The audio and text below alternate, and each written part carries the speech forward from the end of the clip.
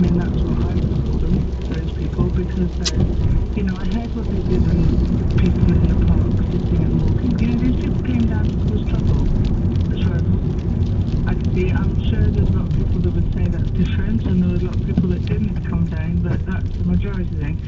What got me is that there was no, in the meantime, because back in the 5 years ago, and meanwhile, there was a really peaceful protest going on in another part of town. Yeah, apparently there was. Apparently in Brighton was just. I mean, only because I am sorry. I am all the things that you are not.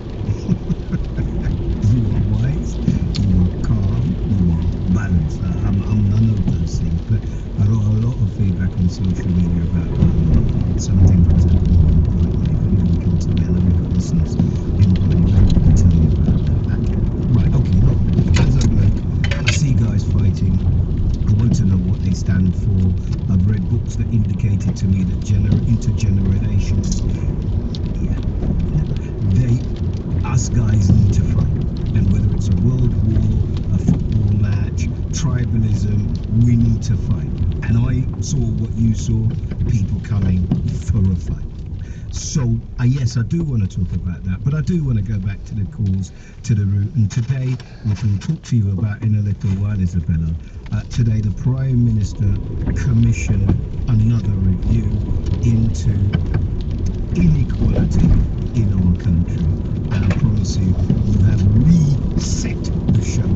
And as well as talking about what you would tell those people who came to make their mark over the weekend, we'll also be getting back to the root of why people are being on the streets for Black Lives Matter during the pandemic. 0800 731 2000. Love to hear what you say. Whatever it is, I'd love to hear it. Text 81333. Starting your message with the word London and emails to eddie.listall@bbc.co.uk.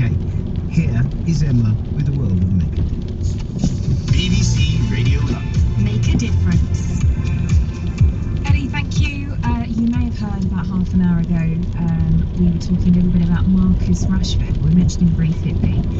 I can tell you now in a bit more depth, the Manchester United and England striker in the news today, and trying to make a difference on a huge scale. So after raising a phenomenal £20 million to supply 3 million meals to vulnerable people, he's now called on the government in a letter that he's posted on his social media accounts, asking them to reverse a decision not to provide free school meal vouchers during the summer, adding that the system